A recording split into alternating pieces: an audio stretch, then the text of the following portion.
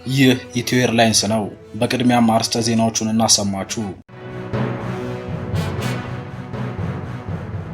ለማንኛውም ጦርነት ተዘጋጅተናል ሲሉ የጦር ኃይሎች ምክትል ኢታማዦር ሹም ጀነራል አበባው ታደሰ አስጠነቀቁ።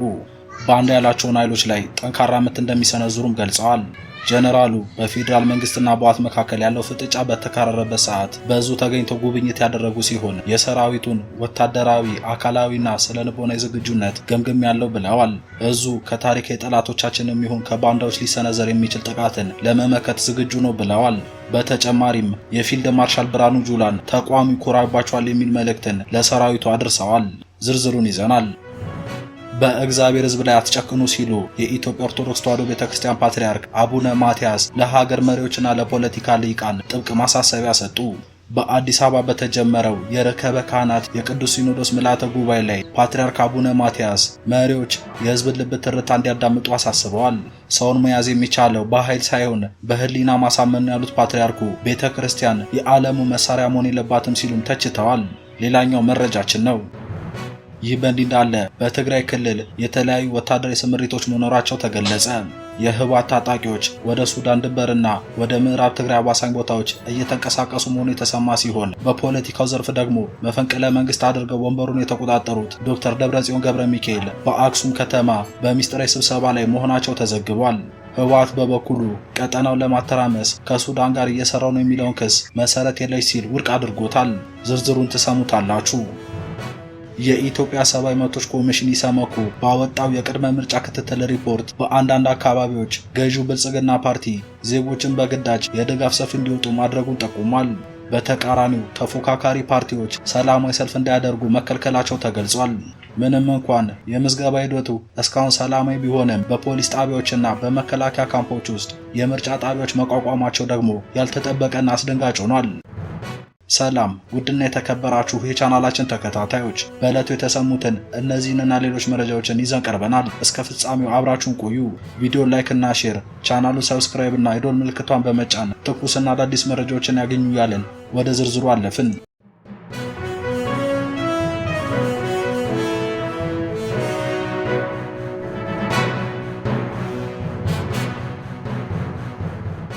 በመጀመሪያም ለማንኛውም ጦርነት ተዘጋጅተናል ሲሉ ጀነራል አበባው ታደሰ በጦር ግንባር ተገኝተው ተናገሩ።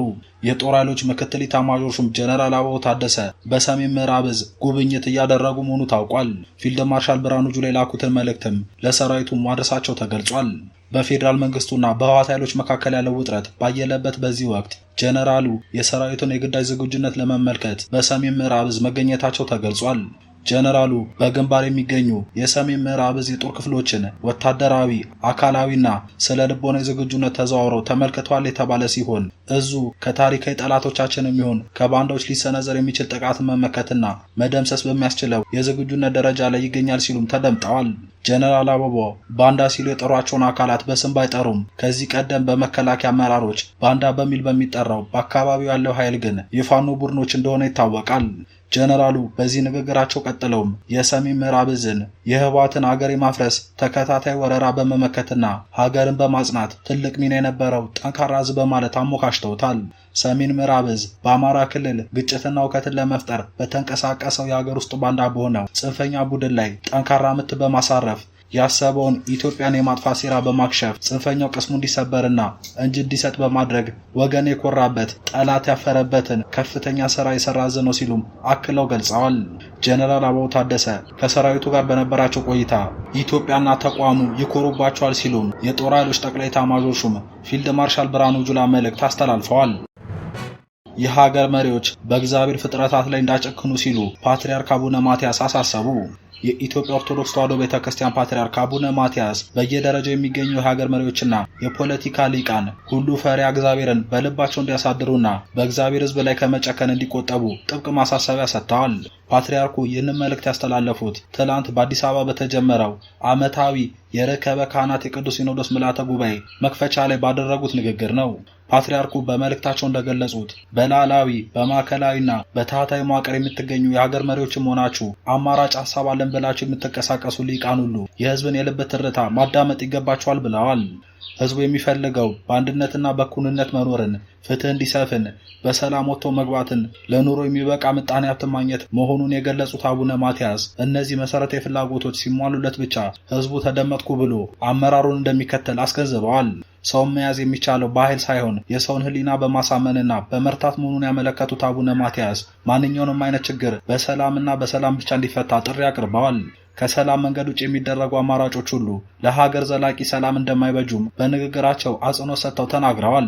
በሌላ በኩል ቤተ ክርስቲያን የሰላምና የእርቅ ተልዕኳን በሚጠበቀው ልክ መወጣት እንዳልቻለች የገለጹት ፓትርያርኩ አንዳንዴም የዓለሙ መሳሪያ ሆኖ መገኘት ችግሩን ይበልጥ እንዳባባሰው ሳይሸሽጉ ተናግረዋል።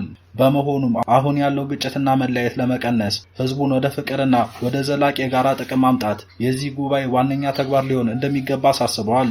በቀጣዮቹ ቀናት የሚቆየው ይህ የቅዱስ ሲኖዶስ ምልዓተ ጉባኤ በሀገራዊ ሰላም፣ በቤተ ክርስቲያን አንድነትና በተለያዩ ወቅታዊ ጉዳዮች ላይ በዝርዝር ተወያይቶ ውሳኔዎችን ያሳልፋል ተብሎ ይጠበቃል። በትግራይ ክልል የተለያዩ አካባቢዎች አዳዲስ የሰራዊት እንቅስቃሴዎችና የፖለቲካ አመራሮች ስብሰባ እየተካሄደ መሆኑ ተገለጸ። ለጉዳዩ ቅርበት ያላቸው ምንጮች እንደገለጹት በክልሉ ውስጥ የተለያዩ ወታደራዊ ስምሪቶች እየተደረጉ ይገኛሉ ያሉ ሲሆን ከ22ኛ ክፍለ ጦር የተውጣጣ አንድ የህወሓት ታጣቂ ቡድን በኤርትራ አቋርጦ ወደ ሱዳን ድንበር እያቀና ይገኛል ብለዋል። በጀነራል ህንጻ እንደሚመራ የተነገረለት ይህ የሜካናይዝድ ኃይል በስፍራው አስቀድሞ ከሚገኘው 7ኛ ክፍለ ጦር ጋር ለመቀላቀል ጉዞ ላይ መሆኑን የዓይን እማኞች ዋቢ በማድረግ ምንጮቹ አመላክተው ገልጸዋል። በሌላ በኩል ከ60ኛ ክፍለ ጦር የተውጣጡና ለልዩ ተልዕኮ የተመደቡ ሌሎች ታጣቂ ኃይሎች ከአብይ አዲ ተነስተው ወደ ሽሬ ከተማ እየተንቀሳቀሱ መሆናቸው ተገልጿል።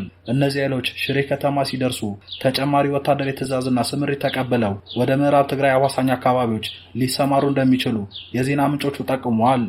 ከዚህ የወታደራዊ እንቅስቃሴ መረጃ ጋር በተያያዘ በፖለቲካው ዘርፍ የህወሓት ሊቀመንበር ዶክተር ደብረጽዮን ገብረ ሚካኤል በአክሱም ከተማ ዝግ ስብሰባ እያካሄዱ መሆናቸው ተነግሯል።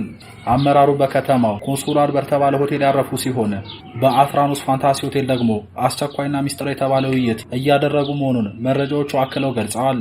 እስካሁን ባለው ሁኔታ የፌዴራል መንግስት በክልሉ እየተደረጉ ናቸው ስለተባሉት የእነዚህ ኃይሎች ወታደራዊ እንቅስቃሴም ሆነ የፖለቲካ አመራሮቹ ስብሰባ የሰጠው ይፋዊ ምላሽም ሆነ ማብራሪያ የለም። ይህ በእንዲህ እንዳለ ህወሓት ያለ ቅድመ ሁኔታ ለሚደረግ ድርድር ዝግጁ መሆኑ ገለጸ። ለሰላማዊና በድርድር ለሚመጣ መፍትሄ ዝግጁ መሆኑን አስታውቋል። ህወሓት ከፌዴራል መንግስት የቀረበውን ቀጠናውን ለማተራመስ ከሱዳን መንግስት ጋር እየተባበረ ነው በሚል የቀረበበትን ክስ መሰረት የለሽ በማለት ውድቅ አድርጎታል።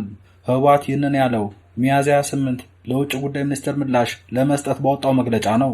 ሱዳን ከኢትዮጵያ ግዛት የተነሳ ድሮን በዋና ከተማዋ ካርቱም በሚገኘው ዓለም አቀፍ አየር ማረፊያ እንዳጠቃ በመግለጽ ላቀረበችው ክስ ማክሰኞ ዕለት ምላሽ የሰጠው ውጭ ጉዳይ ሚኒስቴር የአገሪቱ ጦር የህወሓት ቅጥረኛ ተዋጊዎችን እየተጠቀመ ነው በሚል ወንጅሎ ነበር።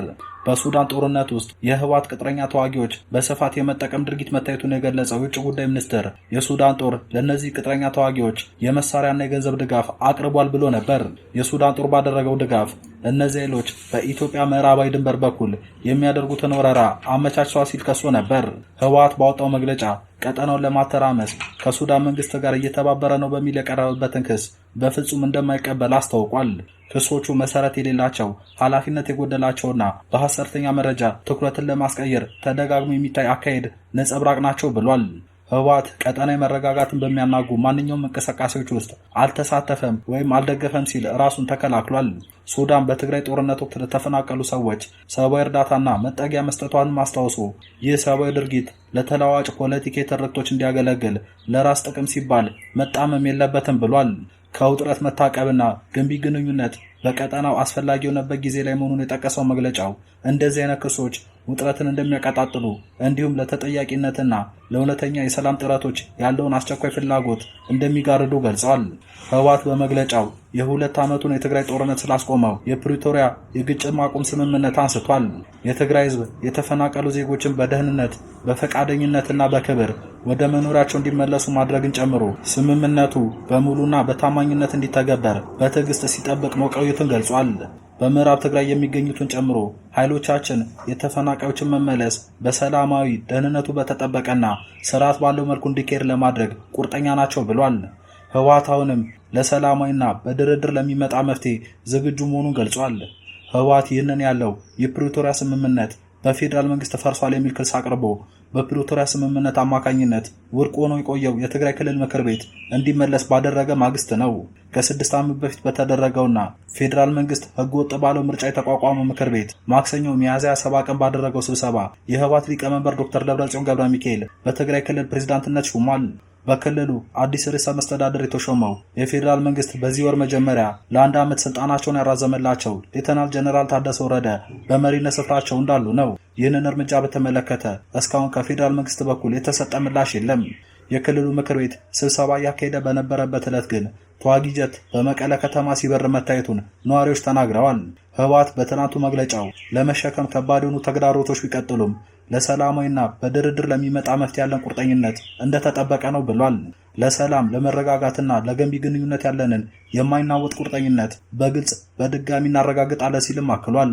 ያለ ቅድመ ሁኔታ ለሚደረግ ድርድርም ዝግጁ መሆኑን አስታውቋል። ዘላቂና ፍትሃዊ ሰላምን ለማረጋገጥ ያለምንም ቅድመ ሁኔታ ለሚካሄድ ተአማኒ አካታችና ውጤት ተኮር የንግግር ሂደት ውስጥ ለመሳተፍ ዝግጁ ነን ሲል አቋሙን ገልጿል። በመጨረሻም ገዢው ብልጽግና ፓርቲ ዜጎች በግዳጅ የድጋፍ ሰልፍ እንዲወጡ ማድረጉን፣ በተቃራኒው ደግሞ ተፎካካሪ ፓርቲዎች ሰላማዊ ሰልፍ እንዲያካሂዱ መከልከላቸውን የኢትዮጵያ ሰብአዊ መብቶች ኮሚሽን ኢሰመኮ ዛሬ ይፋ ባደረገው የቅድመ ምርጫ ሂደት ክትትል ሪፖርት አመላከተ። የኮሚሽኑ የሲቪልና ፖለቲካ መብቶች ዳይሬክተር ወይዘሮ መቅደስ አመኑ እንደገለጹት ኮሚሽኑ ከትግራይ ክልል ውጪ 150 የምርጫ ክልልና 1007 የምርጫ ጣቢያ ላይ ክትትል አድርጓል ብለዋል። ክትትሉን ለማድረግ የመምረጥና የመመረጥ፣ በህይወት የመኖር፣ ሐሳብን በነጻነት የመግለጽ፣ መረጃ የማግኘትና በነጻነት የመንቀሳቀስ መብቶችን መሰረት ተደርጎ እንደተሰራ በኮሚሽኑ የሲቪልና ፖለቲካ መብቶች ዳይሬክተር ወይዘሮ መቅደስ አመኑ ተናግረዋል። ዳይሬክተሯ በክትትሉ ግኝት ወቅት የታዩ መልካም ጎኖችን ዘርዝረዋል። እነዚህም ክትትል በተደረገባቸው በሚበዙት አካባቢዎች ላይ በተረጋጋ ሁኔታ ውስጥ የምርጫ ምዝገባ ተካሂዷል ብለዋል። የሀገር ውስጥ ተፈናቃዮች የመምረጥ መብት እንዲጠበቅ ተደርጓል። ጋዜጠኞች ሂደቱን እንዳይዘግቡ አልተከለከሉም። ነፃ የአየር ሰዓት ለፖለቲካ ፓርቲዎች ተዘጋጅቷል። የማህበራዊ ሚዲያ ክልከላም አልተደረገም። የፖለቲካ ፓርቲዎች የምርጫ እንቅስቃሴ ላይ የመንቀሳቀስ ገደብ አልታየም። የመደራጀት መብትን የሚጥስ ሁኔታ አልተፈጠረም ሲሉ ገልጸዋል። በግኝቱ የተለያዩ ክፍተቶችን ሲያብራሩም የኔትወርክ መቆራረጥና በዚህ ምክንያት የእጩዎች ምዝገባ ላይ ጫና አሳድሯል። ለሁሉም መራጮች ተደራሽ ያልሆኑ ምርጫ ጣቢያዎች ተገኝተዋል። ምርጫ ጣቢያዎች በግልጽ የማይታዩበት አካባቢ አሉ። ቅሬታ ሲኖር እንዴት ማቅረብ እንደሚቻል የማይገልጽ ጣቢያዎች ተገኝተዋል። በሕግ በተከለከሉ ቦታዎች ላይ ማለትም በፖሊስ ጣቢያ፣ በመከላከያ ካምፕና በመጠጥ ቤቶች አካባቢ የምርጫ ጣቢያ ተቋቁሞ ተገኝቷል። ሌላው ገዢው የብልጽግና ፓርቲ ሰዎች በግዳጅ የድጋፍ ሰላማዊ ሰልፍ እንዲወጡ ማስገደዱና በዚህም ሰዎች ቅሬታ ማቅረባቸውን ዳይሬክተሩ አስረድተዋል። ለምሳሌ በሚዛን ከተማ ይህ ችግር መታየቱን ጠቁመዋል። ሰዎች በግዳጅ ሰልፍ እንዲወጡ በመደረጋቸው ቅሬታ አቅርበዋል ብለዋል። በተመሳሳይ መልኩ እንደ ኢሃፓ፣ ኢሶዴፓ እና እንደ ጎጎት ያሉ ተፎካካሪ ፓርቲዎች ሰላማዊ ሰልፍ እንዳካሄዱ መከልከላቸውን ለኮሚሽኑ ሪፖርት ማድረጋቸውን አመልክተዋል። ግኝቱን አስመልክተው ሐሳባቸውን የሰጡት የምርጫ ቦርድ ምክትል ሰብሳቢ አቶ ተስፋዬ ነዋይ ሪፖርቱን አድንቀዋል። ቦርዱ ተፎካካሪ ፓርቲዎች ሰልፍም ውይይትም እንዲያካሄዱ መመሪያ ወጥቶ እየተሰራበት መሆኑን ገልጸዋል። ለምሳሌ ተፎካካሪ ፓርቲዎች የመንግስት አዳራሾችን እንዲጠቀሙ ለሁሉም ክልሎች መመሪያ አስተላልፈናል ያሉ ሲሆን ያን የማይተባበረውን ደግሞ ሪፖርት እንዲያደርጉ አዘናል ሲሉ አክለዋል። ፓርቲዎች ሰላማዊ ሰልፍና ህዝባዊ ሰልፍ እንዲያካሄዱ የትብብር ደብዳቤም እየጻፍን ነው ብለዋል። የብልጽግና ፓርቲ ተወካይ አቶ መለስ አለም በበኩላቸው መንግስት ሰላማዊና ፍትሃዊ እንዲሁም ዲሞክራሲያዊ ምርጫ እንዲያካሄድ ስለሚፈልግ ችግሮችን ለማረም እንደሚሰራ አስረድተዋል። ክቡራን ተመልካቾቻችን ለዛሬ ያዘጋጀናቸው መረጃዎች እነዚህ ናቸው። ዝርዝር ዘገባዎችንና ወቅታዊ ትንታኔዎችን ለማግኘት የቻናላችን ቤተሰብ ይሁኑ። ስለተከታተላችሁን እናመሰግናለን። በቀጣይ መረጃዎች እስከምንገናኝ ቸር ሰንብቱ።